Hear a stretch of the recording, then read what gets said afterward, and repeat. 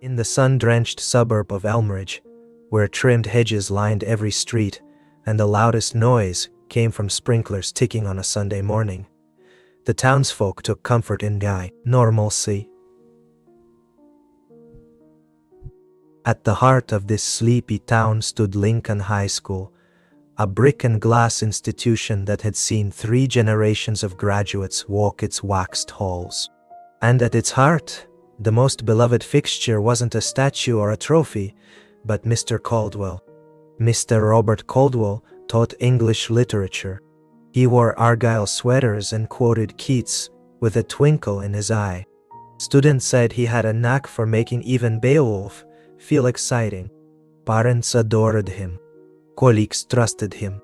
His classroom smelled faintly of old books and bergamot tea, and he kept a bowl of peppermints on his desk. But the most remarkable thing about Mr. Caldwell was how utterly unremarkable he seemed.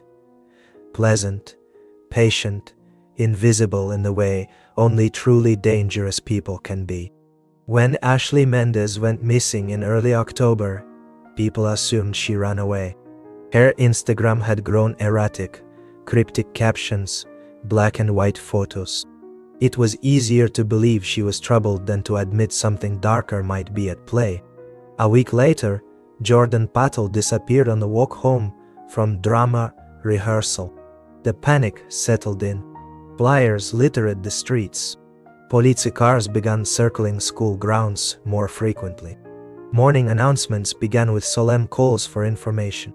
But Mr. Caldwell's class was a sanctuary. He never acknowledged the fear, and in his classroom, the horror of reality felt muted, replaced by discussions of Poe and the grotesque. He even smiled gently as students debated the morality of the telltale heart. It was Gwen Harper who noticed first. Gwen wasn't popular tanja, sharp-eyed and quiet. She sat in the back of Mr. Caldwell's room, watching. She'd always been a bit of an outsider, too perceptive for her own good. One afternoon, while waiting for her ride, she passed Caldwell's car. The back seat was draped in a blanket. Beneath it, the unmistakable edge of a blood-stained rope peeked out.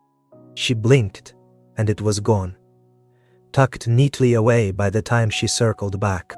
Curiosity turned to obsession. Gwen began researching the missing students, digging into local records. A pattern emerged. Each had been close to Mr. Caldwell in some way. Ashley had been in his creative writing club. Jordan had served as his aide. The connections were subtle, buried beneath layers of plausible deniability, but they were there. Gwen started staying late after class, pretending to ask for help with essays. Caldwell was always accommodating, too accommodating. Then she found the notebook. It was hidden behind a false panel in his classroom bookshelf, barely noticeable. A leather-bound journal, embossed with gold. Inside were pages upon pages of observations, not about literature, but about students. Handwriting samples, favorite snacks, lock combinations, fears, phobias. The entry on Ashley read like a dissection. The final line chilled Gwen to her marrow. Subject ceased resistance after 43 minutes. New threshold exceeded. The next day, Gwen didn't come to school. Instead, she followed Mr. Caldwell. He left at precisely 7 p.m. as always. Gwen toiled him in her brother's beat-up sedan, heart hammering. He drove past the edge of town, where the forest pressed close to the road.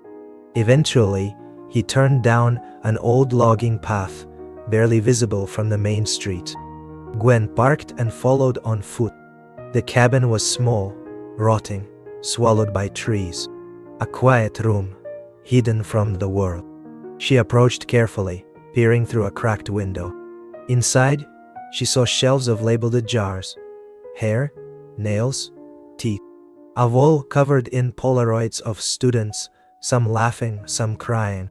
A metal chair bolted to the floor, its leather straps slick with something dark.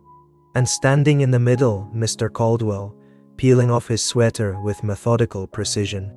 Gwen backed away, but the forest was too quiet. A twig snapped beneath her foot. He turned. She ran. She made it halfway down the trail before he tackled her. His breath was warm on her ear. "You shouldn't have come here, Gwen, but I admire your tenacity." She awoke strapped to the chair. The room smelled of bleach and iron. Caldwell sat across from her, flipping through her notebook. "You're very bright," he said conversationally. "Most aren't, but you'll let your emotions cloud you. Curiosity killed the cat, as they say." "But satisfaction brought it back," Gwen whispered, and Caldwell frowned. She smiled, because she hadn't come alone.